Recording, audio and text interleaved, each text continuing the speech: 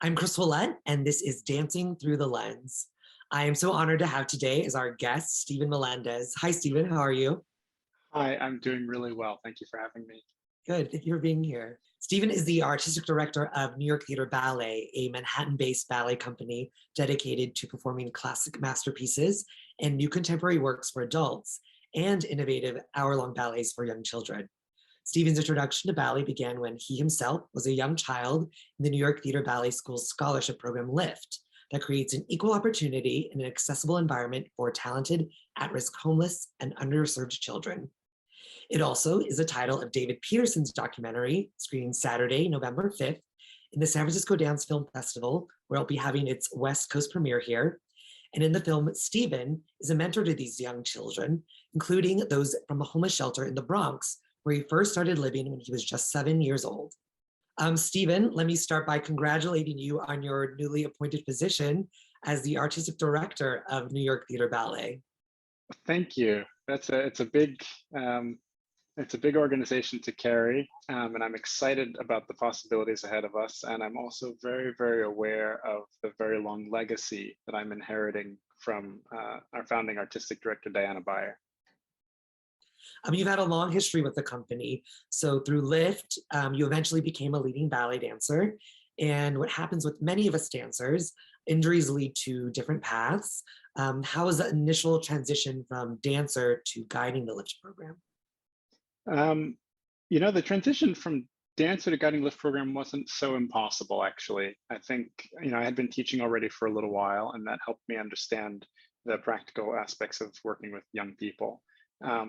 And interacting with the young people that are part of the LIFT program, it's interacting with my people. And so it wasn't very difficult at all, actually. I found that we spoke the same language and we had the same common sense, which isn't always so common.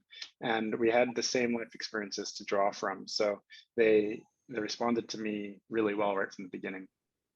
And can you tell us briefly the goal of the program? That is a heavy question.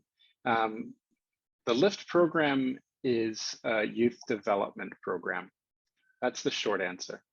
The long answer is that the LIFT outreach program uses dance as a tool to help young people who are coming from very difficult situations to find a little bit of their own self-confidence and their own self-discipline, to earn their own self-respect, which is a hard thing to do, and works to ensure that they become the most successful version of themselves possible. I turned out to go into the arts. I became a dancer and a choreographer and a director and a teacher and all of that stuff. A couple of other young people have gone on to do things in the arts as well, and I'm very proud of them for that. But most of our students that graduate the LIFT program come out to just become really, really good human beings. And whether that means success professionally in the field of finance or the field of public service, or if it just means being the first in their family to graduate college, or if it just means being able to look themselves in the eye every day and stand up straight and walk down the streets of Manhattan, which can be a hard thing to do for anybody, then that's okay too. Well, I mean, that's the gift that you give to them too. So that's really great. So in the film, we see you as a mentor, and they have the opportunity to follow these students and see them develop and grow over the years. It's an extraordinary commitment by the filmmakers to follow this. How long did this film take to make? Oh, the LIFT documentary took over 11 years to film. There are a lot of practical reasons for that. David Peterson, our fantastic director, had no money at the beginning, and it only, you could imagine going to funders and saying, I want to do a documentary about ballet, and that's maybe not the most popular thing. I want to do a documentary about homeless kids. Definitely not a very popular thing. And you stick them together, and I think people looked at him a little bit sideways. But he saw, I think, David saw the potential and the need for the story of LIFT to get out into the public. And he just stuck with it. He started quite literally by himself with one of his students. He's a film teacher as well as a filmmaker, holding the microphone, and filming here and there a little bit over time. And I think what he realized very quickly, he doesn't have a background in homelessness or a background in dance even. And I think what he spent some time doing in the first couple of years of filming was still trying to figure out what exactly the story was. It's tempting to make a film or to make a story that sort of buttons up nicely, that says, here's a bad situation and now everybody's happy at the end, happily ever after. It's also tempting to make some version of what I've learned to come in the industry is called trauma porn, where you say, here's a bad situation and look at all these poor people, how sad for them. And David, I think, evolved to realize that neither of those things were reality. And I think that the story he ended up telling is very honest. And I think, honestly, I think that's why the film is so good, because it avoids all of the orange cones of trauma porn. And it does actually tell the story over a generation. 11 years is old enough to watch young people grow up into young adults. And he shows the story over a generation. And in the film, you'll see that, Victor goes off to become a dancer at New York City Ballet, fantastically successful artist, and other students don't. They go off to do other things. And for some yet, they're still at the beginning of their journey. And you see that also. And the audience is left with hope for the future, but also a very real sense that this is real life happening in real time. And it's not the kind of thing that you can put into a talking point or put into a neatly buttoned up 90 minutes of cinema. I mean, it's quite a commitment, an 11-year film, documentary. And for you, did you find revisiting these spaces and being a part of this, did you rediscover anything about you as a child and how you felt when these were introduced to you? Impossibly difficult. Being filmed for 11 years was more difficult than I knew it would be going into it. But looking back at the experience now, it was more difficult than I even realized it was at the time. David and I got into a couple of pretty heated, not to call them conversations, about what he was and wasn't allowed to film. And he won every single one of them ultimately. But I was so against so much of him showing the reality of my story. Because if I'm honest, I spent a lot of my young career running away from the hyphen. It's hard to find a review of me from when I was, say, a teenager, early 20s, that didn't say the homeless ballet dancer or the homeless ballet child, or, Steven Melendez was in this program tonight. He was fantastic. And did you know he came from an outreach program? It seemed to follow me around. And I was never sure if I was being critiqued or judged for my dancing or for my story. And that was really difficult. And just, of course, as David started making this documentary, I had started to build the reputation for myself internationally as a dancer, where nobody in Estonia, where I was living, knew anything about that. Nobody in South America, where I was, nobody in Japan certainly knew. And I was nervous that it was going to undo all of the work that I had done as a dancer somehow. Then I got injured and I had to stop dancing. And suddenly none of it mattered anymore. There were no more reviews coming. There were no more critics watching. And I was moving on to other things. I was becoming a director and other things. And that's maybe when I started to recognize the value of my story as a role model for others. And so suddenly then I wanted that story told. And it was the exact opposite. Then it was, David, how come you're not filming this? I got to tell you about this thing. Did you know this thing happened to me when I was little? And I don't know what that felt like for David, to feel like he was working with Jekyll and Hyde at the same time.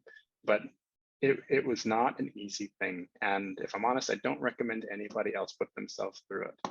I've done it already. That's it. Yeah, I had a career-ending injury as well. And I went into this space where I was like, who am I? Like, my identity as a dancer is done. It's gone, And I kind of had to shift that and empower myself to be like, well, now everything's available to me. Right. Now I can take my ballet training and all those things I learned in the studio and apply that everywhere. So it is really valuable what ballet brings to you in your life and ways that it affects you that you just aren't aware of? Yeah, this identity question is, I'm struggling with that even now, especially now. Like I say, when I was younger, I was trying to figure out who I was aside from being a homeless child. And then in the classical ballet world, I started struggling with how do I fit into a predominantly white ecosystem, being the only person of color in a lot of the organizations that I worked in. I'm a straight man in ballet, which everyone outside of ballet thinks that's weird. People in ballet don't think that's weird, but people outside think that's very strange. And I found myself not really ever sure who I was. And I mentioned this earlier about going on stage with the costume and the makeup. I think the reason why I enjoyed it so much is because I knew who those characters were. I knew exactly who they were. And when I get back to the dressing room, there's just me and the guy in the mirror, right? And it's a little scary sometimes. I'm working through it. It's a work in progress. All of us, absolutely. Yeah, totally. It's our first time ever doing this all together. So you just got to show Yeah, up, do what you can. just show up and do what you can. I like that. So what are the benefits you see from teaching ballet to students? What are you trying to instill in them? I think that dance can be used as a tool to instill discipline and self-confidence and a worldview that recognizes that we're all connected, that actions matter and consequences are real. And I think dance is the most, I mean, I'm biased, but I think dance is the most valuable way of teaching those things. The one thing I find with ballet is the constant of ballet itself is an escape. It's the performance is fantasy and you're going somewhere else, but you're met in the studio with your true self. It's you, a ballet bar, a mirror, and the work that you put in is what you're going to get out. So to get there, these children have so many other obstacles, and I really saw you as a constant presence that wanted to open this for them and give them this gift of ballet. Yeah, you hit it right on the head. The work you put in is the work you're going to get out. The thing that I think makes the actual lift program most successful, is that, and you'll see this in the film in the way that I interact with some of the kids, is that it's real life. A handful of children walk into a ballet studio. They're all given the exact same instruction: put your arm here, put your foot there, turn out, do a pirouette, whatever the case is. And then they go home, and the next day they come back, and it doesn't matter really whether one of them has a parent who's the mayor and the other one has a parent who's a drug addict. It's irrelevant. What matters is how much homework you did, how much you practiced, and whether you're the one falling over or not. And it really levels the playing field. David used to say early on that everyone is equal on the dance floor. And I think he's right. I think that's exactly right. And through that kind of very obvious hierarchy that gets built, those who work and those who don't, those who do the homework and those who don't, those who take responsibility for themselves and those who don't, I think the children are able to recognize that, and the parents, the adults as well, are able to recognize that the value of being part of a dance program is much, much greater than whatever you get out of it as an actual dancer. Those same rules, those same work ethics apply. Well, I'm talking, you're a dancer, those same work ethics apply to any form, right? If you're going to be a doctor or a lawyer or a line cook, it doesn't matter. You have to do your homework, and you come in prepared more than the person next to you, and you will be more successful than the person next to you. Yeah. I mean, even things like these kids saying like, I was born to dance, they just know it's inside of them, and it's giving them the resources so they can cultivate and explore that and grow from that. And yeah, and then on their parents' faces, when their parents get the opportunity to see them either in the studio or in a performance, they realize like, wow, this is my child's gift. So yeah, a fantastic thing happened at the premiere of Lift at Tribeca. The youngest child who's in the film, her name is Shariah, and during filming she must have been, I don't know, maybe 5, 6, and 7, or 6, 7, and 8 over those years, more or less, of her life. Now she's a little bit older, of course, but she was at the premiere, and she was up there with me and with David doing a Q&A. And there was a question from the audience that was for her father, and her father was sitting in the audience. And he came up, he's in the film, so he came up and he took the microphone. And I don't know that he answered the question, but what he said was, what I realize is that today, Shariah is not with me, I'm with her. And that is really, really powerful. I think it begins the snowball effect for Shariah to understand who she is and her strength as a person. And I think also it ensures that there can be a generational impact from a program like LIFT, because there is support of the parents understanding the value of what they're getting by being part of a program like this. And the film is I think I was lucky, and New York Theater Ballet was lucky to be in the right place at the right time to have David following us around for 11 years, because the story is fantastic and extraordinary and amazing, but also it's not unique. There are other youth development programs all across the country, all around the world, that are doing fantastic work similar to LIFT. I mean, they're not all using ballet, they're not all going to homeless shelters, but similar work and developing young people into extraordinary young adults. And my hope is that the LIFT film can be used as a sort of aggregate average, as a testimonial for all of these programs to hold up and say, we do this work too, come support us, come help us, be our allies. I mean, in you, I see how much it enriches you as well. And I think you're just passing on your life experience to these children and your true care and compassion for them, and not even about ballet, but about life as well. Like, hey, if you don't do this, this is going to happen to you. If you do this, this will happen to you. So I think just getting down on their level with them and speaking with them truthfully, is a great way of being a mentor as well. Yeah, it's interesting about that, because I realized that, and the film, I don't know how David managed it, but he captured that really very, very honest moment between Yolansi and myself. And the truth is that I'm giving this guidance and advice while still figuring it out for myself. I am a fairly young person, and I can't actually say that if you do X, Y, and Z, you will become more successful, or you will get whatever you're looking for. And I try not to say that to the kids. They have to know that I'm human. I'm working through it just like they are. This is what I think. My experience when I was in your position, I had this choice and that choice. I chose this one. It was the wrong one. So I don't know if the other one is the right one, but don't choose this one. There's no reason to make the same mistake again, or the other way around, and we'll see how it goes from here. I think I'm on the right track. I hope I'm on the right track. And as the kids get older and they get closer to my age, again, this idea of being a role model just scares me more and more, because I'm not in any position to be an expert about how the world works. Is there anything else you want to say? Do you have any thoughts? I think that there are going to be people who watch this film, and I think who I think are not going to know how to feel at the end of it. And I think that their reactions will evolve over time. Immediately after the film, they might feel one way, and then a day later, they might feel something different, and then a week later, they might feel something even totally different again. And I think that's okay. I think that that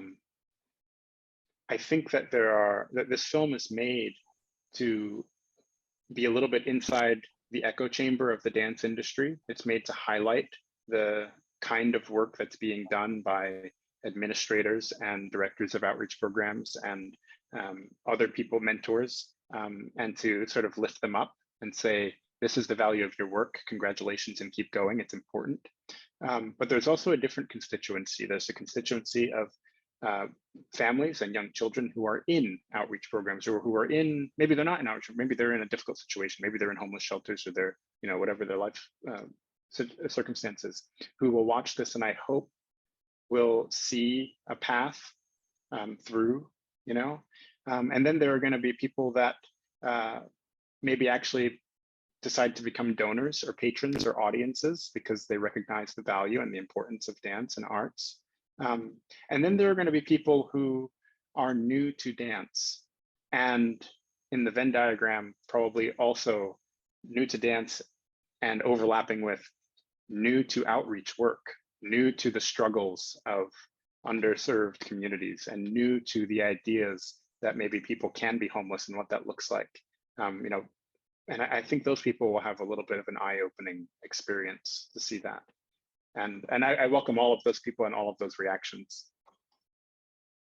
Well, Stephen, thank you so much for your time. It's really such a pleasure speaking with you and, talking ballet and, just scholarships and opportunities. So thank you very much for being here. Thank you for this opportunity. This is really great.